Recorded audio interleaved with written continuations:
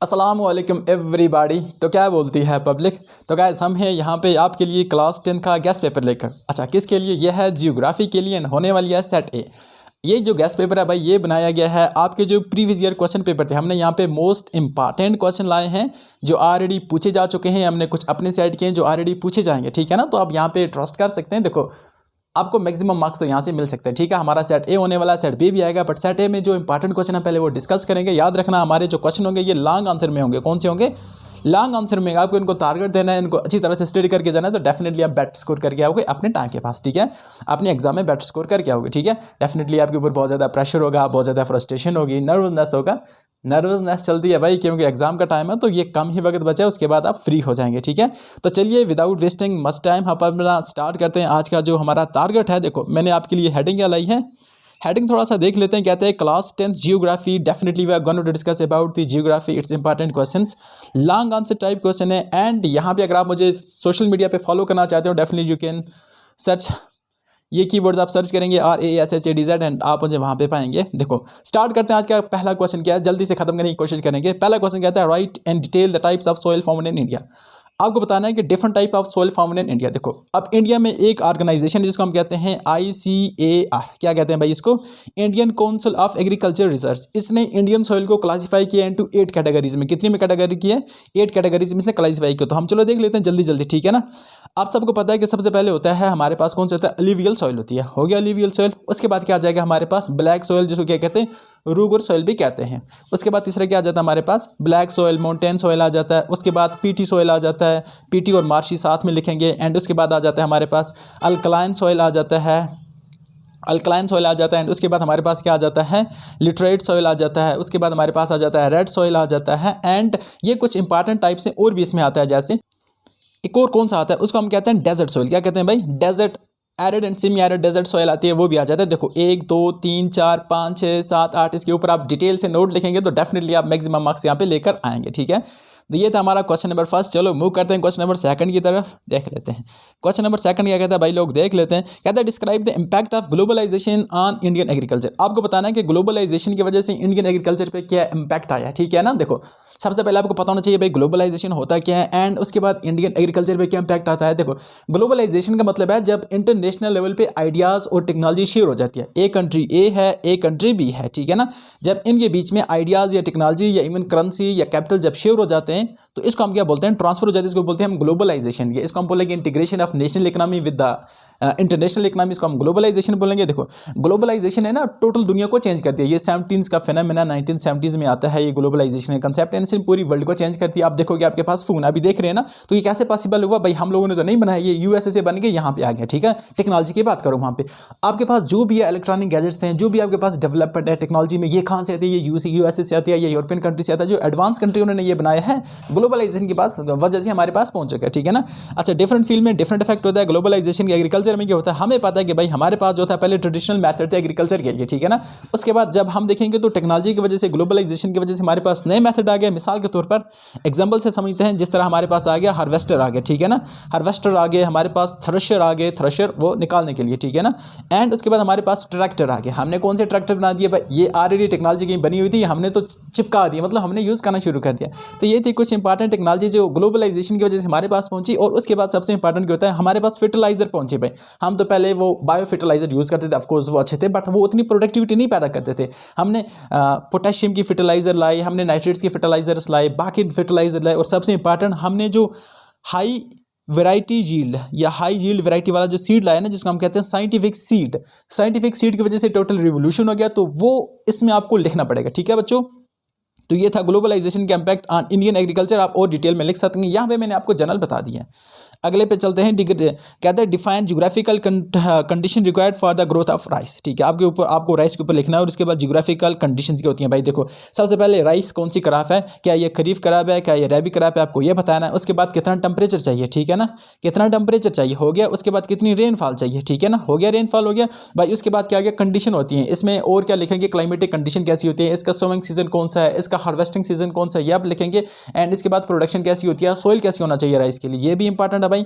आप साथ में सॉइल भी लिखेंगे, सॉइल कैसी होना चाहिए। तो ये कुछ ओवरऑल आपके पास ऑलरेडी आइडियाज़ होंगे, आप इसको इनकॉर्पोरेट करके एक ब्यूटीफुल सा आंसर लिख पाएंगे।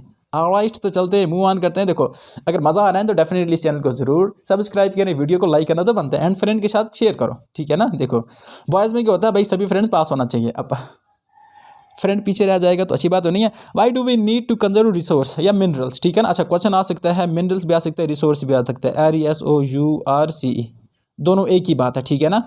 कहता है कि हमें क्यों जरूरत पड़ी भाई हम मिनरल या रिसोर्स को कंजर्व करें। देखो क्या होता है, हमारे पास जो रिसोर्सेज है ना भाई, ये लिमिटेड है, सबको पता है। जो नेचुरल रिसोर्सेज है ये लिमिटेड है। हमारे पास आयरन है, हमारे पास स्टील है, हमारे पास कॉपर है, जो भी है, वैसे स्टील एक अलॉय है। ये जो रिसोर्स है हमारे पास ये लिमिटेड है, बट ह्यूमन पॉपुलेशन देखें, इसके वांट देखें तो ये तो भाई अनलिमिटेड है। तो भाई किस तरह से फुलफिल की जाए, तो इसलिए हमें चाहिए कंजर्व करना, ठीक है। हम इस तरह से रिसोर्स मैनेजमेंट करें ताकि हम अपने खुद को भी यूज़ करें, लेकिन फ्यूचर जनरेशन के लिए सेव करके रख पाएँ, जिसे हम कहते हैं सस्टेनेबल डेवलपमेंट, ठीक है ना। ये सभी कंसेप्ट आपको यहाँ पे चिपकाना है। जो भी आपको अच्छा लगता है ना माइंड में, जो भी आपने पढ़ रखा है ज्योग्राफी के बारे में, यहाँ पे आप लिखेंगे, ठीक है ना। One of the most important question जो पूछा जा सकता है, what is green revolution, discuss it's merit and demerits. Green revolution definitely आपने पढ़ा होगा, and one of the most important chapter geography के अंदर ग्रीन रिवोल्यूशन क्या होता है। देखो, ग्रीन रिवोल्यूशन का मतलब है कि हमारे पास ये जो ग्रेन्स है ना, मिसाल के तौर पर राइस एंड व्हीट, इसमें बहुत ज़्यादा रिवोल्यूशन आ जाना, ये इसकी प्रोडक्शन बहुत ज़्यादा हो जाना। हमारे पास एक एरिया है पर्टिकुलर, ये वाला एरिया, ठीक है ना। इनिशियली अगर हम देखें तो यहाँ पे नियर अबाउट 10 बैग निकलते थे, कितने, 10 बैग ऑफ राइस निकलते थे। बट जब हमने ग्रीन रिवोल्यूशन की बात करें तो इसी एरिया से नियर अबाउट अब 50 बैग निकलते हैं भाई। 10 से 50 तक किस तरह पहुंच गया। तो ये with the help of technology, with the help of green revolution. Green revolution क्या होता है, असल में ये एक ऐसा सिस्टम होता है जिसमें कुछ हम साइंटिफिक सीड यूज करते हैं with the help of fertiliser and irrigation system, ताकि हमारी प्रोडक्टिविटी इंक्रीज हो पाए। बच्चों, वो कैसे पॉसिबल है तो समझते हैं। हमारे पास एक किस्म का सीड आता है। अच्छा, ये कंसेप्ट आता है, ये भी याद रखना, ये आ जाता है मैक्सिको से। कहाँ से आता है भाई, ये मैक्सिको से आता है। ये एक नॉर्दर्न अमेरिकन कंट्री है, वहाँ से कंसेप्ट आता है। एंड वहाँ पे एक इंसान था, एक साइंटिस्ट, उसका नाम था नॉर्मन। क्या नाम था भाई उसका, Norman. He is considered as the father of green revolution in the world. But in case of India, ये टेक्नोलॉजी इंडिया में लेकर आते हैं हमारे पास MS स्वामीनाथन। कौन जी, MS स्वामीनाथन। तो इनको कहता है father of green revolution in India. तो MS Swaminathan is considered as a father of green revolution in India, but Norman is considered as a father of green revolution in the world. इतना हो गया clear अच्छी तरह से, इसमें कोनो confusion नहीं है। ग्रीन रिवोल्यूशन में हमारे पास क्या होता है, हमारे पास इसके लिए प्राइमरी कंडीशन क्या होना चाहिए। देखो, आपके पास साइंटिफिक सीड होना चाहिए, कहते हैं हाई वेराइटी या हाई यील्डिंग वेराइटी वाला सीड होना, HYV या HVY, आगे पीछे कुछ कह रहे लिख देना। उसके बाद आपके पास फर्टिलाइजर होना चाहिए। उसके बाद आपके पास क्या होना चाहिए, इरिगेशन प्रॉपर होना चाहिए। जब ये 3-4 फैक्टर मिलेंगे ना, तो आपकी प्रोडक्टिविटी बूम कर जाएगी, बूस्ट कर जाएगी, बहुत ज़्यादा आपको मिलने वाला, ठीक है ना। बट ये तो आ गया हमारा जो इंडिया था, वो क्या हो गया भाई, इसकी वजह से सेल्फ सफिशिएंट हो गया। मतलब अब हमें एक्सपोर्ट करना पड़ा नहीं, इंपोर्ट नहीं करना पड़ा। पहले हम बाहर से राइस लाते थे, USA के पास जाते थे, वो जो सड़ा गला राइस हमें देता था, जो वहाँ पे डालते थे ना परिंदों को, वो इंडिया वालों को देता था। बट आफ्टर ग्रीन रेवोल्यूशन बहुत ज़्यादा डेवलपमेंट होगी, और अब हमें कोई ऐसी टेंशन नहीं है जिसकी वजह से हमें मतलब कहीं और जाना पड़े मांगने के लिए। ग्रीन रेवोल्यूशन तो हो गया, इसके बाद बाकी रेवोल्यूशन आ जाते हैं, जिस तरह हमारे पास पिंक रेवोल्यूशन है, हमारे पास गोल्डन रेवोल्यूशन है, हमारे पास सिल्वर रेवोल्यूशन है, और हमारे पास बहुत किस्म के रेवोल्यूशन आ गए। बट हमें वो नहीं पढ़ना, यहाँ पे ग्रीन रेवोल्यूशन के ऊपर फोकस है, ठीक है ना। इसके मेरिट एंड डीमेरिट, डेफिनेटली आपको प्रोडक्टिविटी इंक्रीज होगी, ठीक है ना। जो फार्मर थे उनके पास जो पर कैपिटा इनकम थी वो भी इंक्रीज होगी, उनकी लाइफ स्टॉक, उनकी जो पर्सनल लाइफ थी वो बेटर होगी। बट इसका नुकसान क्या होगा, जो छोटे फार्मर थे उनको बहुत ज़्यादा नुकसान हो गया, ठीक है ना। हर की तो परचेज नहीं कर पाता, हाई टेक्नोलॉजी या हाई वैरायटी वाला ये जो सीड होता है वो तो नहीं परचेज कर पाता, तो कुछ लोगों को नुकसान हो गया। बट ओवरऑल इसका बहुत ज़्यादा फायदा हो गया, ठीक है ना। इसमें और नुकसान क्या हो गया भाई, इसने इतना ज़्यादा सॉइल को सलाइन कर दिया कि उसकी जो कंडीशन थी वो ख़राब होगी, लोगों को हार्ट अटैक होने लगे, लोगों को कैंसर होने लगे इस सीड की वजह से। तो आप डेफिनेटली बहुत कुछ लिखोगे, हम यहाँ पे नहीं रुकना चाहते, आगे चलते हैं। Write a note on the various types of forest found in India, discuss the advantages. देखो, क्वेश्चन दो तरह के आ सकते हैं। Write a note on the various types of forest found and India as well, JNK भी हो सकता है, इंडिया भी हो सकता है। तो जहाँ से आपको लगता है अच्छा वहाँ पे आप लिख सकते हैं। देखो, फॉरेस्ट क्या होता है, piece of land which is dominated by trees, herbs, shrubs, जिसको हम बोलते हैं फॉरेस्ट बोलते हैं, ठीक है ना। डिफरेंट टाइप ऑफ फॉरेस्ट क्या होते हैं, डेफिनेटली आपको पता है, हमारे पास देख लेते हैं। एक होता है हमारे पास एवरग्रीन फॉरेस्ट, क्या होते हैं बच्चे, evergreen forest, tropical evergreen forest कहते हैं इनको हम। दूसरा कहते हैं हमारे पास डिसीडियस फॉरेस्ट, ठीक है ना। इसमें भी दो टाइप्स हैं, एक होता है ड्राई डिसीडियस फॉरेस्ट एंड दूसरा होता है wet deciduous forest. Deciduous forest हो गया दो टाइप्स, इसको डिटेल में आपको पता होगा। देखो क्या होता है, इनमें लिखना टेम्परेचर क्या है इसका, रेनफॉल कितनी होती है, कौन से इंपॉर्टेंट प्लांट्स हैं, कौन से इंपॉर्टेंट एनिमल यहाँ पे रहते हैं, प्लांट्स की हाइट कितनी होती है, और इसमें लीव्स शेड करते हैं या नहीं करते, ये चीज़ें लिखना पड़ती हैं। और इनकी लोकेशन कहाँ पे होती है, इक्वेटोरियल बेल्ट पे होती है, ट्रॉपिकल बेल्ट पे होती है, टेम्परेट बेल्ट पे होती है, पोलर रीजन पे होता है, सॉरी आपको सब लिखना पड़ेगा। तीसरा देख लेते हैं, आपको आता है माउंटेन फॉरेस्ट आ जाता है, फिर आपको आता है डेजर्ट फॉरेस्ट आ जाता है, मतलब डेजर्ट जो थॉर्न्स होती हैं, फिर टुंड्रा एंड टाइगा फॉरेस्ट आ जाता है। आप डेफिनेटली इसको लिख पाएंगे। इंपॉर्टेंस तो मुझे नहीं बताना चाहिए, इंपॉर्टेंस ये फॉरेस्ट के, न्यूमेरियस इंपॉर्टेंस है फॉरेस्ट के, तो definitely you can write down all the importance regarding the forest. हो गया इतना क्लियर। आगे चलते हैं बच्चे, question number 8, what is resource planning, discuss it's stages. Important question है, देखो बैक टू बैक रिसर्च हो चुका है। स्टेज बताना है कि आपको ये असल में रिसोर्स प्लानिंग, तो आपको पता है स्टेज आपको लिखना पड़ेगा, स्टेज क्या क्या इंपॉर्टेंट होता है, ठीक है ना। रिसोर्स प्लानिंग क्यों इंपॉर्टेंट है, बिकॉज हमें रिसोर्स को सर्वाइव करके रखना, सॉरी कंजर्व करके रखना, ताकि आने वाली नस्लें तो कुछ खाए ना, हमें उल्टा ना सुनाए। राइट डिटेल नोट, डिटेल नहीं है भाई, ये detailed note on the manufacturing industry state. अच्छा, आपको पहले बताना है कि मैन्युफैक्चरिंग इंडस्ट्री होती क्या है। सबसे पहले आपको नोट लिखना है मैन्युफैक्चरिंग इंडस्ट्री के ऊपर, पूरा नोट लिखना है भाई। उसके बाद आपको बताना है कि various types of manufacturing industry, क्या क्या टाइप्स हो सकती हैं। जिस तरह मिसाल के तौर पर फॉर एग्जाम्पल सर आप लिखेंगे on the basis of raw material, एक होता है एग्रो बेस्ड इंडस्ट्री, एक होता है मिनरल बेस्ड इंडस्ट्री। हो गया इतना। On the basis of ownership लिखोगे, आप लिखोगे public industries, private industry and joint sector industries, या जिसको हम बोलते हैं, एक और होता है कोऑपरेटिव इंडस्ट्रीज भी आजकल आ चुकी है, ठीक है ना। उसके बाद लिखिए on the basis of size, small scale industry, large scale industry, और एग्जांपल देना बहुत ज़्यादा अनिवार्य है, बहुत ज़्यादा इंपॉर्टेंट है भाई लोग, ये मत भूलना। आगे चलते हैं नेक्स्ट, देखो अंडरस्टैंडिंग से आपको बहुत कुछ समझ आया होगा। Right a note on the cotton textile industry and iron steel industry, दोनों को मैंने एक साथ चिपका दिया ताकि हमें क्या करना पड़े, दोनों पढ़ना जाए, ठीक है ना। अच्छा, क्वेश्चन आ सकता है write the distribution and production of iron ore in India, ये क्वेश्चन भी आ सकता है। Write the distribution and production of cotton textile in India, ऐसा क्वेश्चन भी आ सकता है। Write the distribution and sorry production of क्या होता है भाई, एक शुगर केन भी आता है, शुगर केन के ऊपर भी क्वेश्चन आ सकता है। देखो ये जो इंपॉर्टेंट है ना, ये इंपॉर्टेंट 3-4 टर्म में, sugar cane, cotton textile, iron steel industry, aluminium, copper, ये चीज़ें आप याद करके जाएंगे ताकि वहाँ पे आप लिख पाएंगे आराम से, ठीक है ना। तो आपको बताना है कि भाई कॉटन कहाँ पे होता है। देखो इसमें बताना है कि इंडिया में अगर हम देखें तो कॉटन टेक्सटाइल इंडस्ट्री को बहुत ज़्यादा बैकअप सेटबैक लगा है। क्यों लगा है, बहुत ज़्यादा रीज़न, हम अभी भी ट्रेडिशनल चीज़ें यूज़ कर रहे हैं, ऑब्सलीट मशीनरीज हमारे पास हैं, तो भाई इतना एडवांसमेंट के दौर भी में हम इतना पीछे जा रहे हैं। तो आपको ये बताना है भाई नहीं, हमें नई नई चीज़ें अडॉप्ट करना चाहिए, और बहुत कुछ आप लिख पाएंगे। Definitely you have the notes, you have this resources, and वहाँ से आप कॉपी करके एग्जाम में पेस्ट करना है। Definitely you can go through all this mechanism, ठीक है।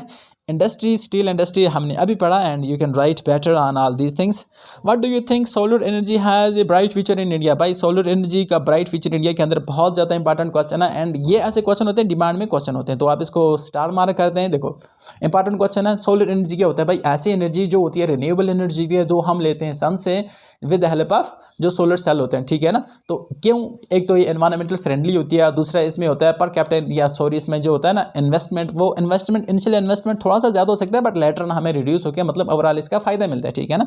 इकोनॉमिक होता है, और इसमें क्या होता है, उतना ज़्यादा नुकसान नहीं हो सकता है, डेंजर नहीं होता ज़्यादा, तो आप बहुत कुछ इसके बारे में लिख सकते हैं, ठीक है ना। बट इसमें आइडियल कंडीशन है भाई, लोकेशन कहाँ पे होना चाहिए, कुछ ऐसे एरिया जहाँ पे सन लाइट होती नहीं है, एक्सपेक्ट जिसको हम कहते हैं एंगल ऑफ द सन, वो बहुत ज़्यादा इंपॉर्टेंट यहाँ पे रोल प्ले करता है, तब डेफिनेटली इसको लिख सकते हैं। राइट डिटेल, और ये भी लिखेंगे कि इंडिया करंटली कितना जनरेट कर रहा है सोलर एनर्जी से।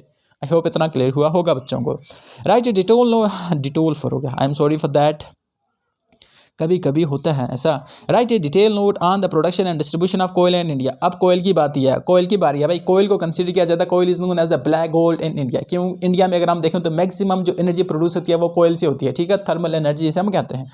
अब अगला स्टेप क्या है भाई, कोयल के टाइप होते हैं, ठीक है ना। सबसे पहले होता है एंथ्रासाइट, क्या होता है, anthracite is consider as one of the finest kind of gold, ठीक है ना। इसमें अगर हम कार्बन की कंटेंट देखें तो ग्रेटर देन 80% होता है, 80% से ज़्यादा इसमें कार्बन होता है, ठीक है ना। उसके बाद होता है बुटामिनस, क्या होता है भाई, पहला हो गया एंथ्रासाइट, दूसरा होता है बुटामिनस। बुटामिनस की अगर हम बात करें तो ये होता है 60 से 80 तक, इसमें परसेंटेज होता है किसकी, कार्बन की परसेंटेज होती है, ठीक है ना। ऑफकोर्स गुड क्वालिटी का होता है, बट बेस्ट क्वालिटी का नहीं होगा, बेस्ट क्वालिटी का सिर्फ एंथ्रासाइट होगा। उसके बाद अगर हम देखें तो लिग्नाइट, पीट या लिग्नाइट, आगे पीछे है लिग्नाइट, LEGNIT, लिग्नाइट होता है 40 से 60, कितना होता है बच्चों, 40 से 60। और लास्ट पे होता है पीट, पीट होता है बकवास किस्म का बट थो एनर्जी प्रोवाइड करता है, तो ये होता है लेस देन 40%, ये होता है लेस देन 40%। इसमें कार्बन कंटेंट, ये कार्बन कंटेंट की बात हो रही है, ठीक है ना। अच्छा एंथ्रासाइट अगर हम देखें तो ये जे.एंड.के में पाया जाता है, ये एक रिसर्च है जो इंडिया में मैक्सिमम जे.एंड.के में पाया जाता है। बाकी जो होते हैं ना, बाकी पाए जाते हैं छोटा नागपुर प्लेटो। आपको पता है छोटा नागपुर प्लेटो कहाँ पे, झांसी एंड बिहार का कुछ एरिया, झांसी नहीं झारखंड एंड बिहार का कुछ एरिया, तो वहाँ पे आपको छोटा नागपुर प्लेटो मिलेगा, वहाँ पे इसकी डिस्ट्रीब्यूशन बहुत ज़्यादा है। अब इसके बारे में डिटेल लिखोगे कहाँ कहाँ भी इसकी और माइनिंग की जाती है, कौन कौन सी इंडस्ट्रीज हैं एसोसिएटेड हैं, तो डेफिनेटली इसके बारे में बहुत कुछ लिख पाएंगे। बस मैं आपको थोड़ा सा कोरेक्स बता रहा था कि आपको ये चीज़ें भी मेंशन करनी है, वहाँ पे कंपलसरी है बच्चे। इतना हो गया क्लियर, इसमें कोनो कन्फ्यूजन नहीं होना चाहिए। आगे चलते हैं नेक्स्ट क्वेश्चन के ऊपर। Right the importance of horticulture and J&K. आपको बताना है कि जे.एंड.के के अंदर हॉर्टिकल्चर की क्या इंपॉर्टेंस है, ठीक है ना। हॉर्टिकल्चर आपको पता है, ठीक है ना, जिसमें हम फ्रूट एंड वेजिटेबल को ग्रो करते हैं, तो इसमें क्या क्या इंपॉर्टेंस आ जाती है, you have to write and detail all these thing. इसमें आपको एप्रिकॉट लिखना पड़ेगा, आपको एप्पल लिखना पड़ेगा, आपको पेयर एंड नाशपाती के बारे में लिखना पड़ेगा, बहुत कुछ चीज़ें लिखना पड़ेगी। एंड इंडिया की J&K की इकोनॉमी, इसका क्या कंट्रीब्यूशन है, ये भी आपको लिखना पड़ेगा। इतना हो गया क्लियर। और ये आप एक और लगे हाथों ये बता देता हूँ ना, आप याद रखना कि J&K में जो प्राइमरी सेक्टर है, सेकेंडरी सेक्टर है और टर्शियरी सेक्टर है, भाई ये क्या क्या इंपॉर्टेंट है। एक इंपॉर्टेंट चीज़ मैं आपको बता देता हूँ बच्चों कि अगर हम प्राइमरी सेक्टर की बात करें तो यहाँ पे near about primary sector, secondary sector और टर्शियरी सेक्टर को देखो तो GDP में सबसे ज़्यादा कंट्रीब्यूशन किसका, याद रखना जो सेकेंडरी सेक्टर में आ जाता है, टर्शियरी सेक्टर है ना, टर्शियरी सेक्टर ने अबाउट 57% कंट्रीब्यूट करता है J&K की इकोनॉमी को। कितना, 57% कंट्रीब्यूट करता है। उसके बाद सेकेंडरी सेक्टर की बात करें तो ये 22% करता है, एंड प्राइमरी सेक्टर की बात करें तो ये करता है 21%। आई होप ये सब आपको क्लियर हुआ होगा, ठीक है ना, इसमें कोनो कन्फ्यूजन नहीं है। अच्छी तरह से आप याद करेंगे ताकि आपके कंसेप्ट क्लियर हो जाए। इतना क्लियर हो गया। आगे वाले क्वेश्चन के ऊपर चलते हैं, देख लेते हैं नेक्स्ट क्वेश्चन क्या था हमारे पास। Write a short note on the handicrafts and J&K, यह भी बहुत इंपॉर्टेंट है, आपको ये लिखना पड़ेगा J&K के हैंडीक्राफ्ट्स के बारे में। तो ये थे कुछ इंपॉर्टेंट 14 क्वेश्चन। आई होप आपको अच्छी तरह से समझ आया होगा, एंड मैं इस पोजीशन में हूँ कि आपको समझा पाया होगा। अगर आपको हमारी ये सीरीज़ अच्छी लगी तो गाइज आप ज़रूर इसको लाइक करेंगे, हमारे चैनल को क्या करेंगे, इसको कहते हैं सब्सक्राइब करना। वैसे क्लिशी एंड बोरिंग है बोलने में, बट करना तो पड़ेगा। एंड लास्ट पे आप इसको क्या करेंगे, अपने फ्रेंड के साथ शेयर करेंगे। आपका सपोर्ट बहुत ज़्यादा इंपॉर्टेंट है, and we are looking for it.